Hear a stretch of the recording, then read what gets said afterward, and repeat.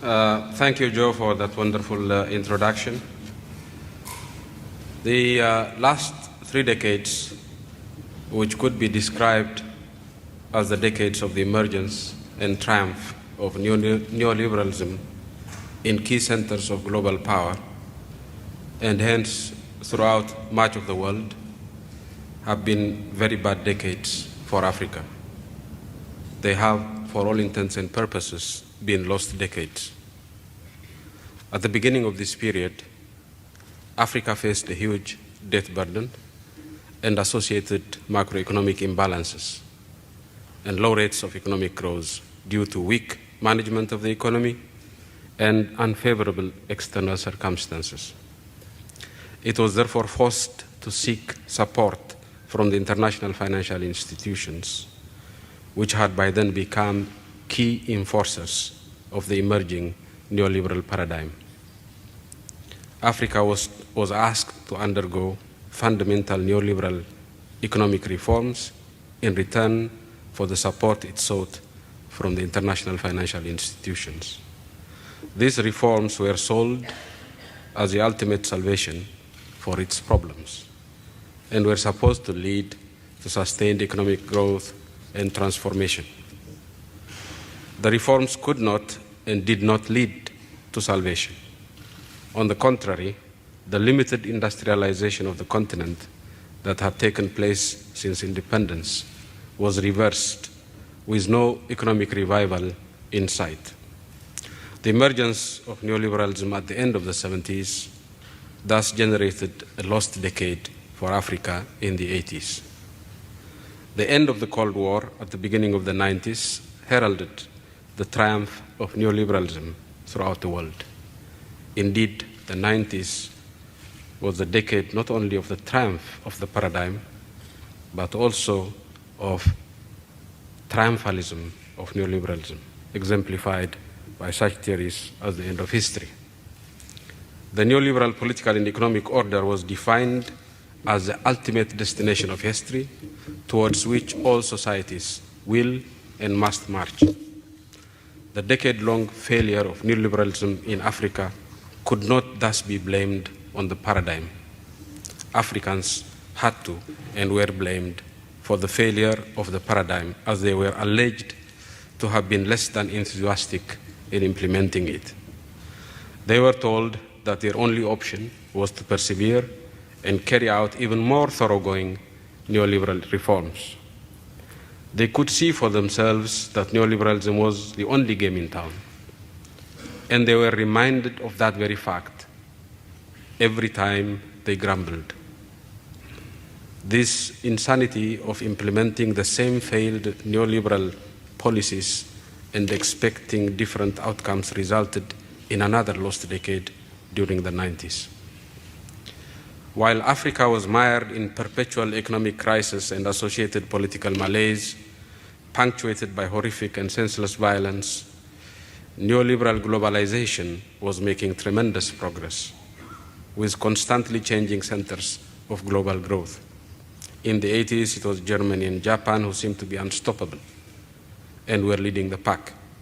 China, with its enormous human resources, was also entering a period of extraordinary growth and transformation and integrating with the global economy. In the 90s, the former communist bloc in East and Central Europe collapsed and was progressively opened up for business.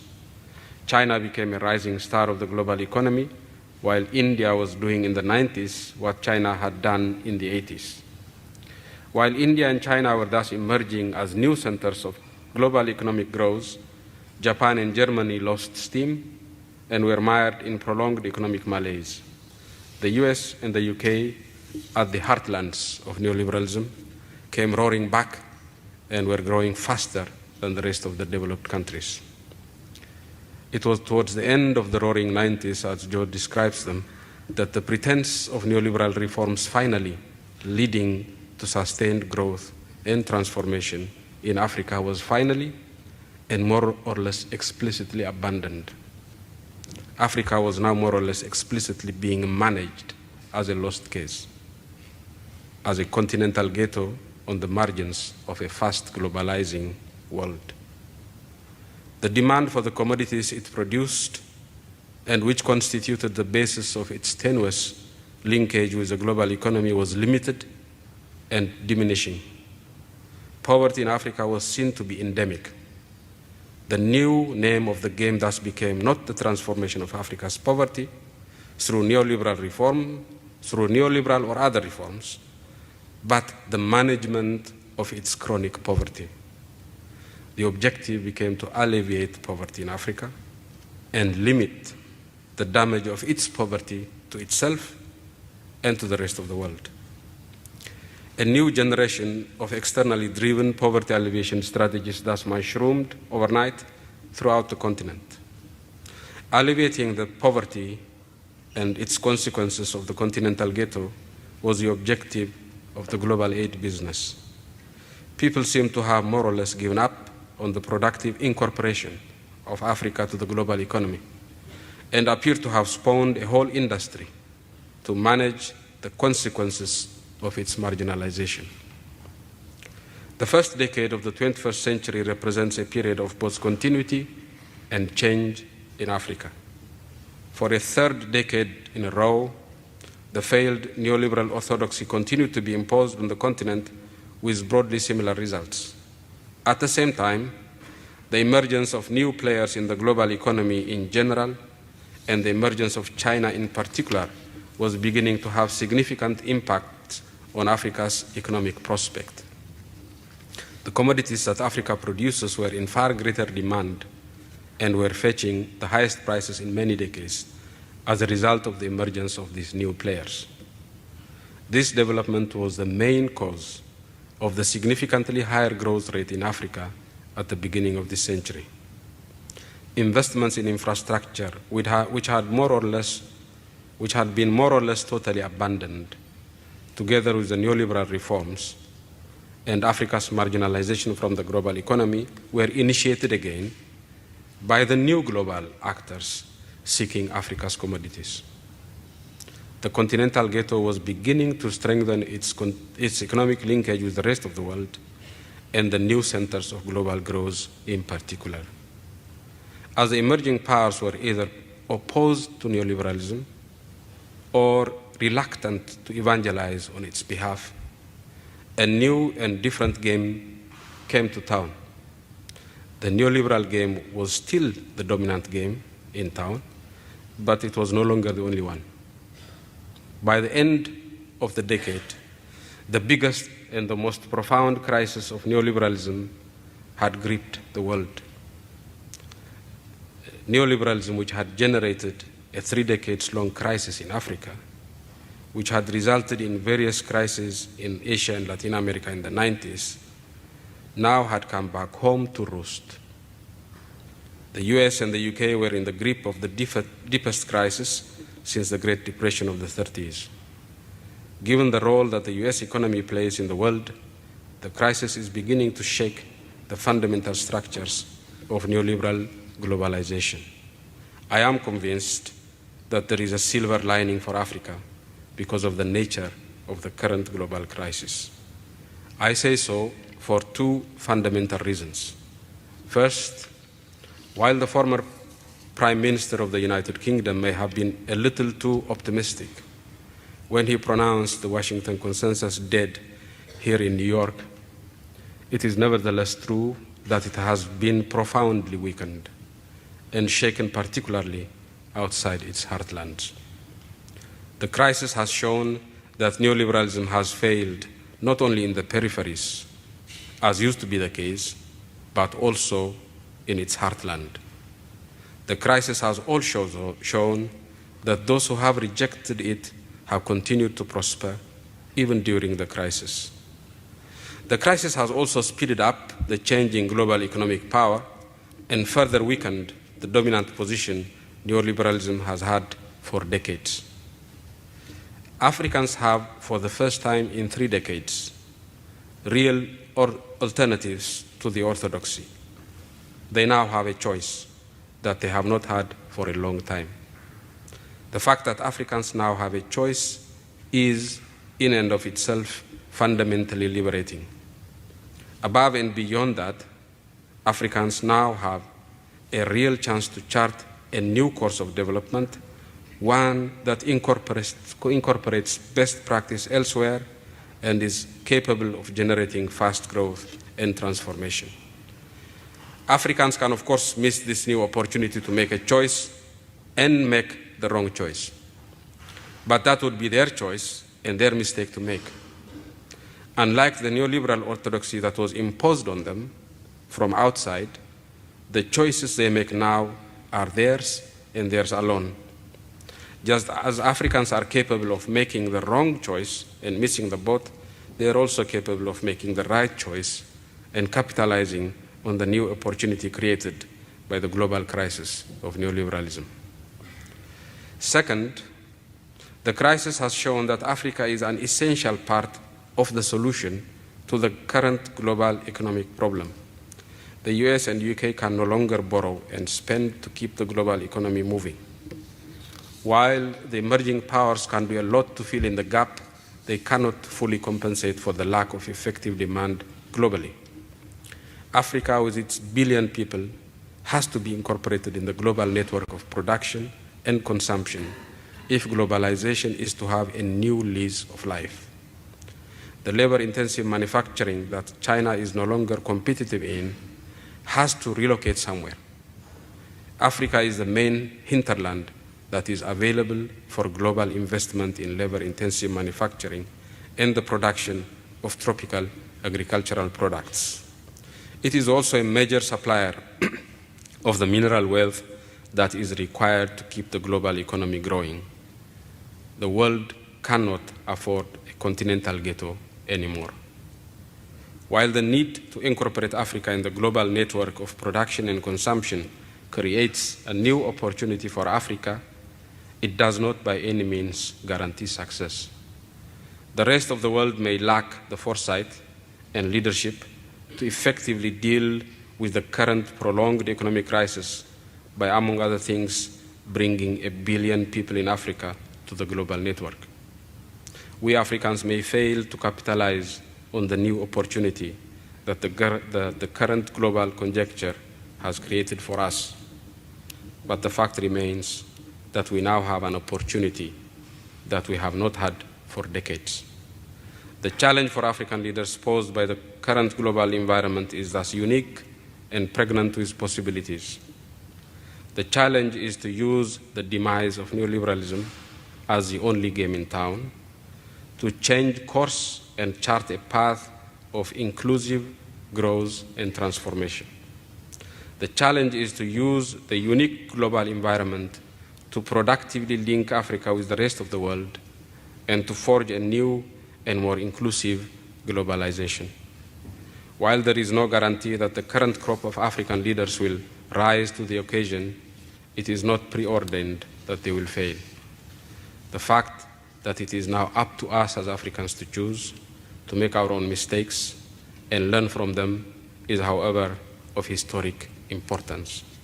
50 years after the independence of Africa, the current crisis may yet engender the second liberation of Africa. I thank you.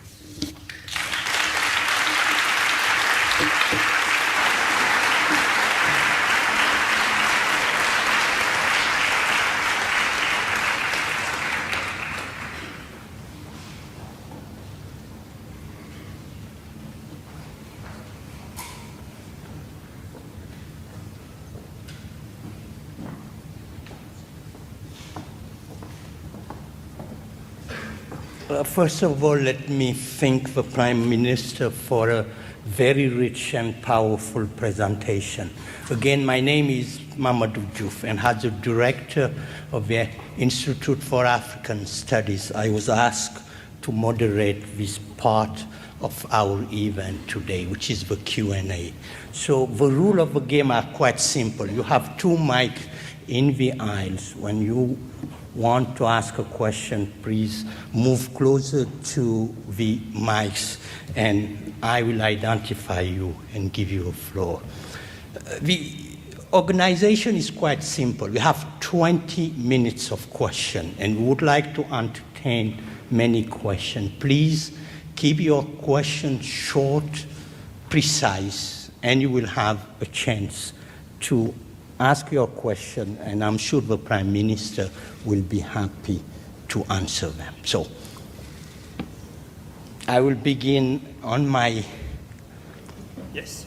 Hi, Mr. Prime Minister. First of all, thank you for your speech. My name is Patrick Martin-Ménard. I'm a graduate student here at Columbia. I would like to know, could you tell us how were your party and its allies able to get 99.6% of the vote in last May's election? Thank you.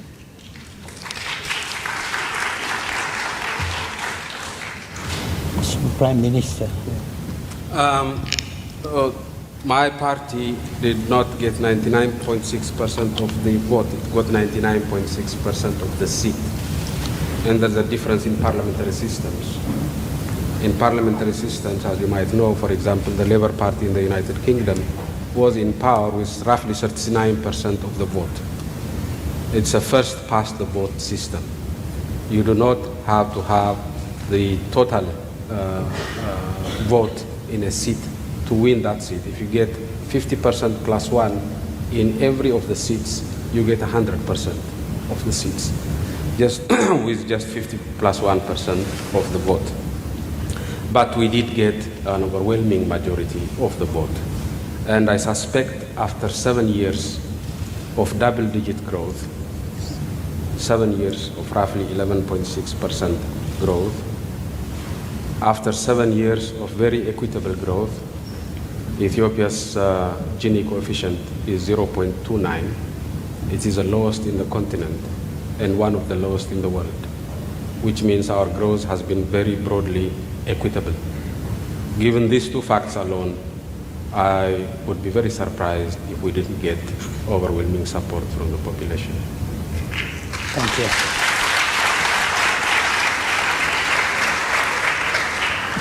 Thank you, Mr. Prime Minister. My question is regarding the Middle East, and I wanted to know your views on Iran, its nuclear program, relationship with the United States, and role in the region in general.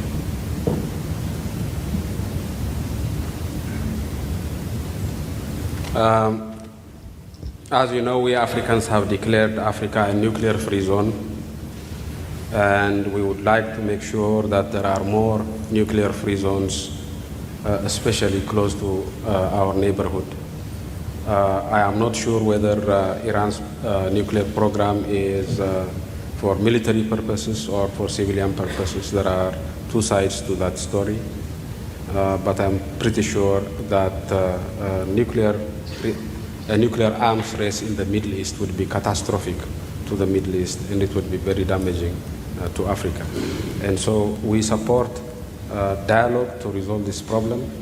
We support denuclearization in the region, and we believe that another war in that part of the world could be very damaging to everybody. Last week we had the Prime Minister of Bhutan come, and his main point was gross domestic happiness. I'm interested to know what you think the most important factor in the Ethiopian people's happiness is, and what your role in that factor is.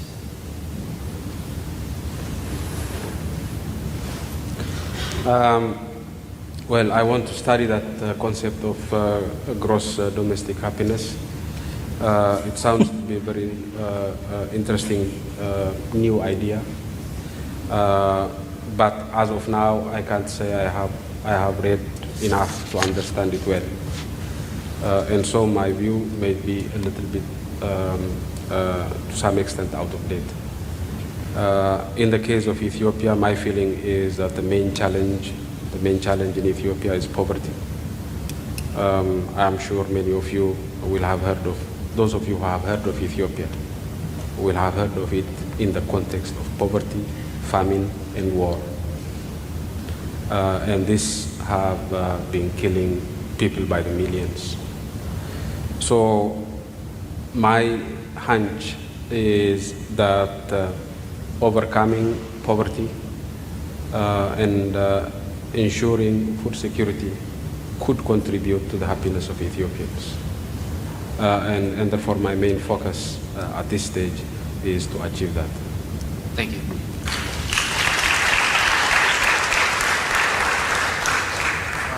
Mr. Prime Minister, you talked a lot about choice, free choice for Africans and I assume for Ethiopians.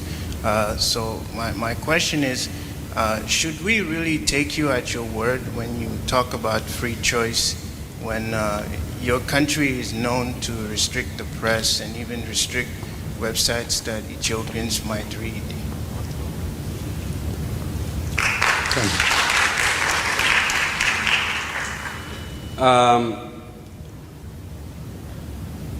I think choice is very important, is fundamental to every human being's free expression of himself or herself. I believe I have contributed my fair share to fighting systems in Ethiopia that were unmistakably oppressive. I fought for 17 years to remove the Mengistu dictatorship. And after that, we made sure that those previous dictators who are not accused of crimes were given the opportunity that they denied every other Ethiopian, which is that they were given the free choice to express themselves, including through the media. Now, when they do express themselves through the media, those remnants of the Mengistu regime, you would expect them to be less than grateful to those who removed them from power. And so, over the years, in bringing choice to Ethiopians, we have had to trample on a few toes. And those toes have had difficulty accepting the status quo in Ethiopia. The status quo of Ethiopia is not one of repression of the press. The status quo in Ethiopia is not that of repression of free choice. It is one of building these opportunities. My name is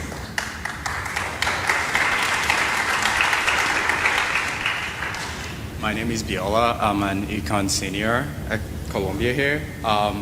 I'm Nigerian, so naturally I'm interested in what goes on in Ethiopia. The influence on the continent is pretty great. My question is, how different is your regime from Mengistu? Since we know in 1993 there was like an immense repression of a student demonstration, and the same thing happened in 2005. And these were the same things Mengistu did that made people so annoyed at him. How different is your regime when you're doing all this? Well, for those on the receiving end of the Mengistu regime, they would not have any difficulty distinguishing our regime from that of the Mengistu regime.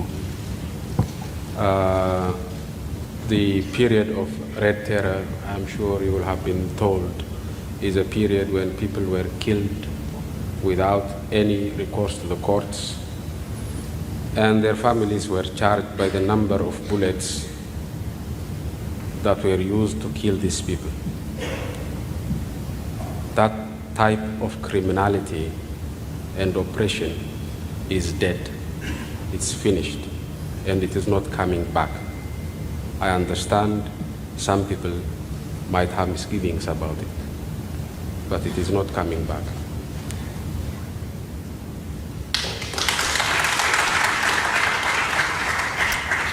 Thank you. Mr. Prime Minister, my name is Tim Kirk. I'm from the Public Health School. A question of clarification or definition. The major concept in your talk surrounded neoliberalism, which played the role of the villain in your talk. And as we go from different place to different place, people have different definitions of neoliberalism. So I wonder if you could help us understand maybe a thumbnail sketch of what you're talking about when you talk about neoliberalism, and what element or set of elements in there was the most harmful to Africa. Neoliberalism, as it applied to Africa, started from diagnosis of the African economic problem in the 70s. The diagnosis was based on the assumption that the problem in Africa was the African state. That the African state was dabbling in economic issues that should not be of its concern. And that is the reason why Africa was not making progress. So the solution to that problem was to keep the African state small, weak, and out of economic interference. And so the creation of so-called night watchman state in Africa, in an environment where Joe would have it, massive market failures, whether it's infrastructure or education or health, meant that all the necessary investments that are required to kick the process of development and industrialization forward were not forthcoming. I'll give you one example. In infrastructure, power, roads, telecommunication, and so on, the idea was that the private sector would invest in infrastructure in Africa.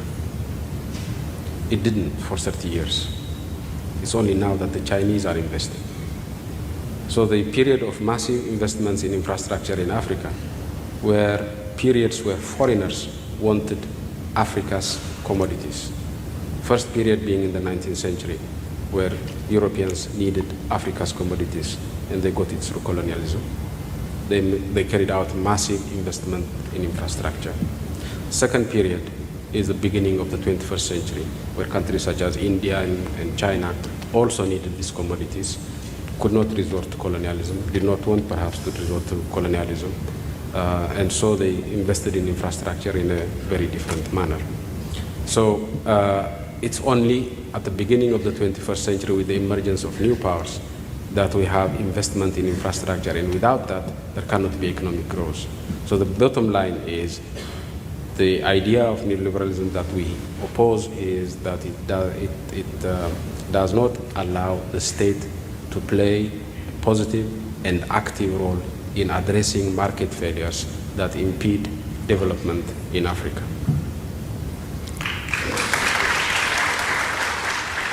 Okay, I would like to take the privilege of a moderator, and for the sake of gender balance, to ask two women in this side to ask the two next questions. I'm sorry. Yeah. Okay, come up and ask your question. Two. I would like two questions. No, not you. I can't ask a question? No, not you. You wait for the two women and you will ask your question. Salam. My name is Tithna Merce, and I'm an alumni of the school. Yeah. Is it better now? Okay. Yeah. My name is Tithna Merce. I'm an alumni of the Columbia School of International and Public Affairs. My question is relating to the Ethiopian economy. It has grown by more than 10%, but yet recently the Ethiopian birr has been devalued significantly. If this devaluation is meant to promote import substitution, does this mean that your model of agricultural-led economy is flawed, or something's wrong with it? You're right. We have had a steep devaluation of our currency in recent weeks. There are a number of reasons for it. The first and most important reason is that we have had, again, double-digit inflation rates for more than 2 years now. And that clearly has that needed to be corrected. So we devalued to correct the overvaluation of our currency that came about as a result of the high inflation we have had for more than 2 years. We needed to correct that, and we needed to correct that in a step-by-step manner. We couldn't do much when we were in a period of high inflation, because the devaluation might have triggered even higher inflation. So we had to delay the devaluation until such time as we could safely do it. and we felt it's time now for us to safely devalue our currency to correct the overvaluation that had taken place a few years before. This is the main reason. The second reason is to promote exports. And as you might know, our industrial and economic development strategy as a whole is one of export-led development, whether it's in agriculture or in industry. And secondly, while supporting exports, we also hope that the devaluation will push import substitution forward. I would argue that this is consistent with our strategy, but I can understand why people would think that this may be a midterm correction on our part. But my argument would be that it would be consistent with our strategy all along.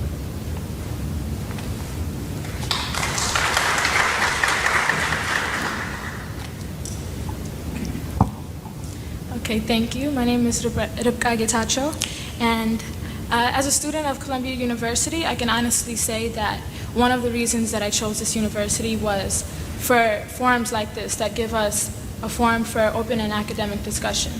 And I mean, with that being said, just to further my friend's point earlier that was asked as far as media access in Ethiopia, what can you say are possible justifications for, let's say, for example, VOA being denied access in Ethiopia or other media outlets? Now, in addition, aside from that, what can you say that is actively being done from the Prime Minister's perspective that can improve relations with our neighboring countries, with Eritrea, with Somalia, with Sudan? What is actively being done today that, and I don't mean just is being said that's done, but is actively being done to ensure that this year, 5 years down the line, 10 years down the line, there won't be any tension, actively being done?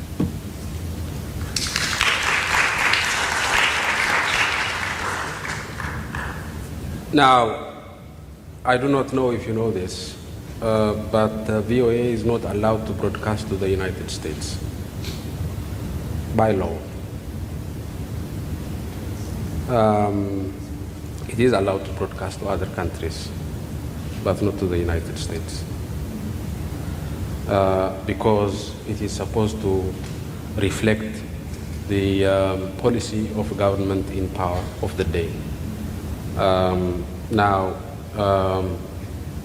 VOA Amharic service happened to be dominated by people who are associated with the previous regime. And those who are associated with the previous regime tend to have a particularly jaundiced view of events in Ethiopia for understandable reasons. And we took a page from the policy of the United States and said VOA is not welcome to broadcast to Ethiopia either.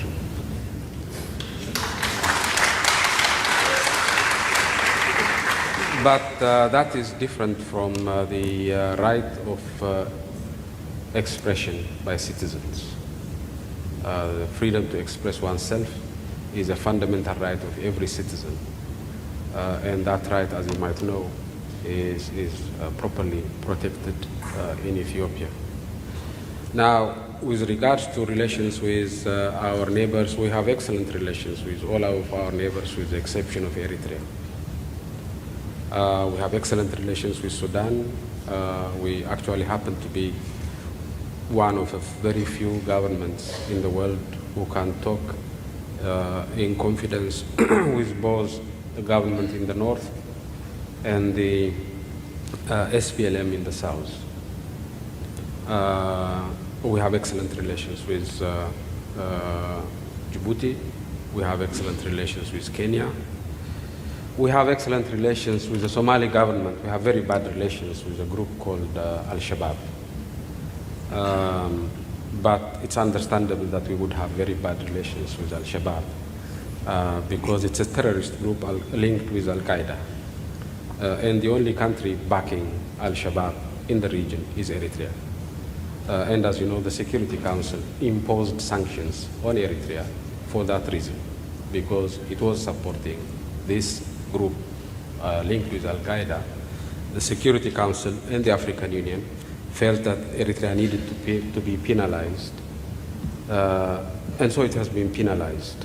Understandably, therefore, those of us who are not particularly happy with the Al-Qaeda types have had difficulty relating positively towards the current regime in Eritrea. But I want to also remind you that our government was the first government in the world to recognize the independence of Eritrea from Ethiopia after the referendum. And again, this is the reason why some Ethiopians have a particularly jaundiced view of our government. Okay, I'm very sorry, but we have room left only for no more than 4 questions. So I will take 2 questions from this side and 2 from this. Mr. Prime Minister, in anticipation of your coming here to Colombia, some of the media covering your arrival here used the word dictator in their articles. Do you have any regrets from your long tenure as leader of your country? I have none. I'm particularly proud with the results, with my track record. I'm particularly proud of the results of the efforts of my party. I believe I have made a modest contribution to the success of my party in Ethiopia, both in removing a particularly brutal dictatorship of the Mengistu regime and in rebuilding Ethiopia on a new basis after the removal of that dictatorship. So I'm very proud of my track record.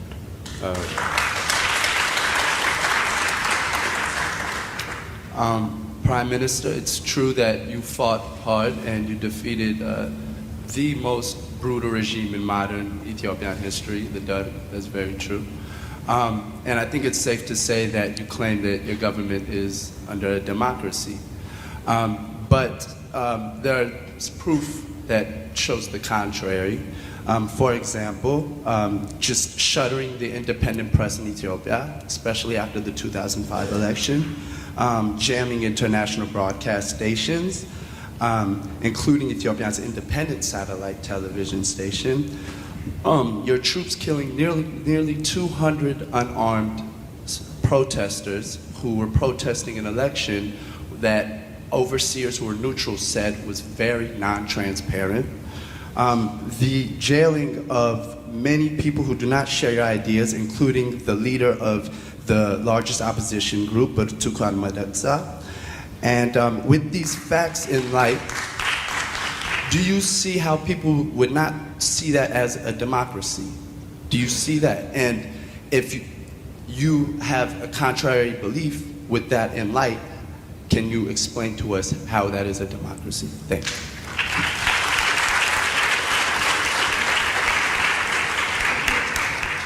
I can understand people who have had inadequate chance to consider the facts, to see for themselves, coming to the conclusion that you appear to have come to. So I understand that. It's not, I'm just saying facts. I haven't come to. No, please, please. Let me take one of your facts. Let him answer. And that is that of Burtukan Mideksa.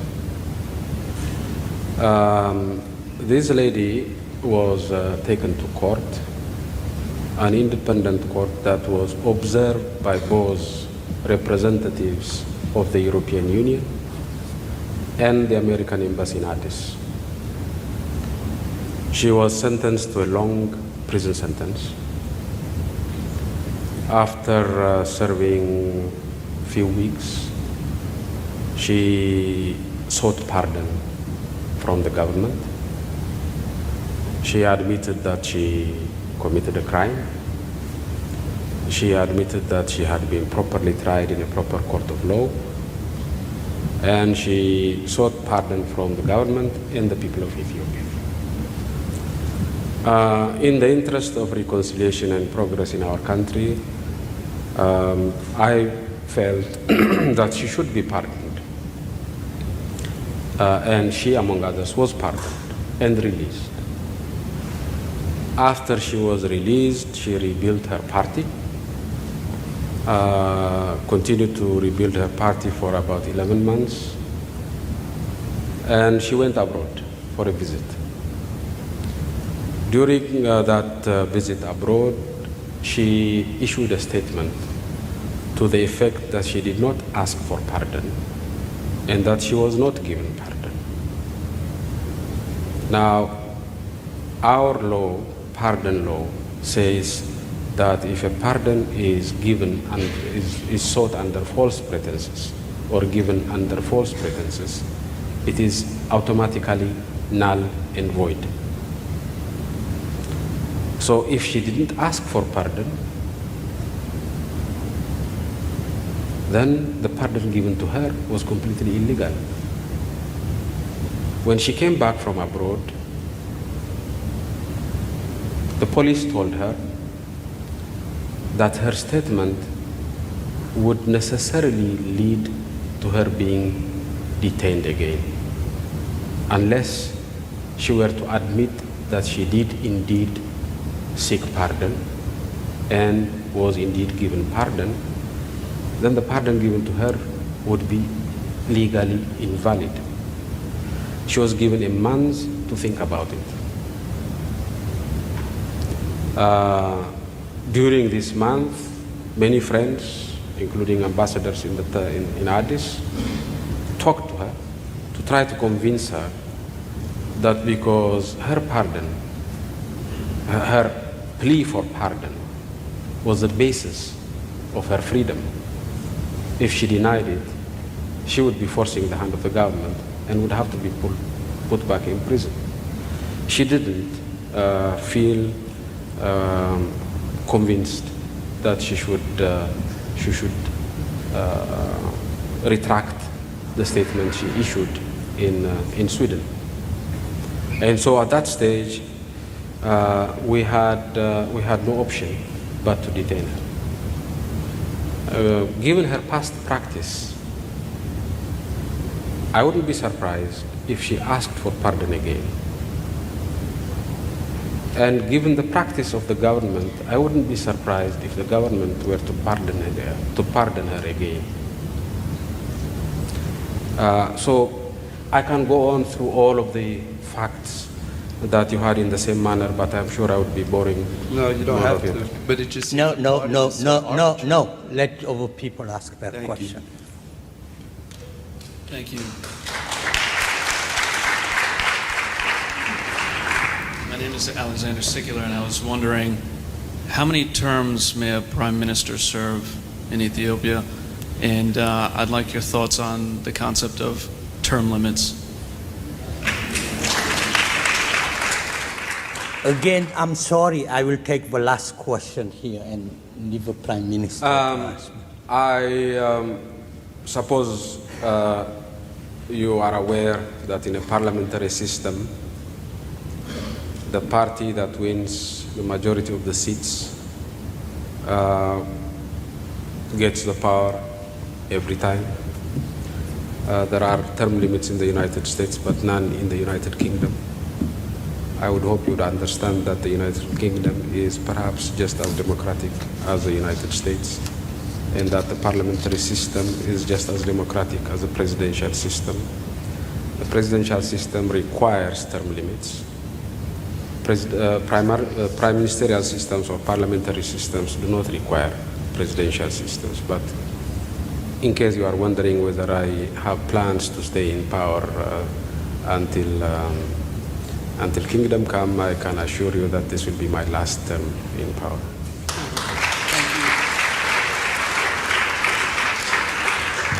Last question. To Nesting Prime Minister Meles, I want to applaud you for exercising a different type of economic choice.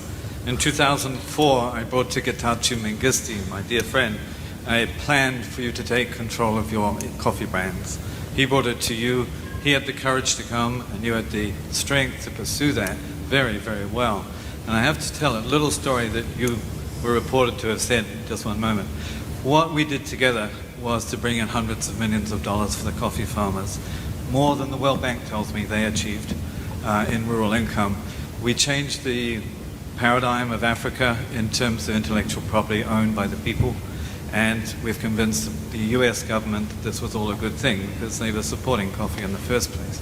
But I have to ask you just one thing, and that is Ambassador Samuel Asafar and I were fighting in that battle against big coffee, and particularly Starbucks. And he said to me, he'd been worried one dark day when we might lose. And he said that he asked you if perhaps Ethiopia should give in. And you said, I'm not authorized to surrender these rights. These were the ownership of the historical heritage coffee brands. And he said, what do you mean? And I heard from him, and I've repeated in many forums, including the G8 Committee on Intellectual Property, that you said, these are assets of future generations, and they didn't tell me I could give them away. I applaud you, sir. Well, for some people who may not know this, Ethiopia is the source of Arabica coffee. And so we can rightly claim the intellectual property right of Arabica coffee. Together with some of our friends in the United States, we wanted to do that. We wanted to register some of our coffee varieties. We have over 200 coffee varieties in Ethiopia. And we wanted to patent, as it were, 2 or 3 of them as a starting point. We made some progress in the United States first, but some of the major coffee companies were not happy with it. And so, with the support of friends here, particularly Oxfam US, we tried our very best. In the end, I think we have succeeded in registering 3 of our coffee varieties here and in Europe. We have ways to go in terms of registering our coffee variety in Japan, but we'll do it. And obviously, I did not have any right to abandon that intellectual property. I didn't create it. Past Ethiopians created it over thousands of years. And it does not belong to me. It belongs to all Ethiopians of the future. So I had no right to negotiate on this right. I would have been happy to negotiate had it been my property or my right, but it was not.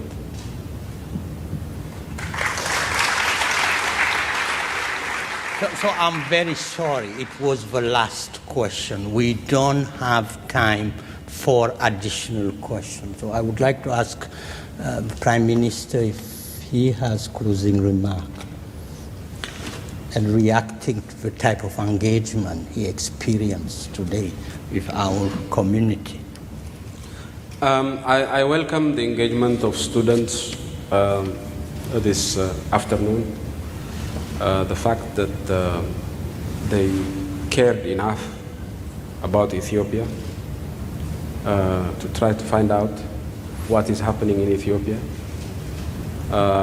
even if what they found out was not necessarily consistent with the reality, they did try. And I appreciate that very much. Ethiopia is a poor country. It's been mired in conflict for decades. It is in a very rough neighborhood. Somalia is just to the east of us, and Sudan is to the west of us. We are in between these 2 major fires. So that's a very tough neighborhood. But I want to tell you all that we are making progress, that we are getting out of the cycle of poverty and violence, and that this is open for everybody to see. So I would like to invite you all to come and visit Addis. Thank you very much.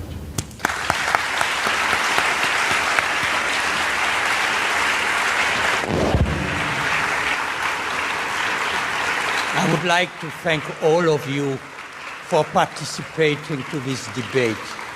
and promoting the global debate. And I would like also to thank the Prime Minister for engaging in a very frank exchange with the Colombia community. Thank you very much.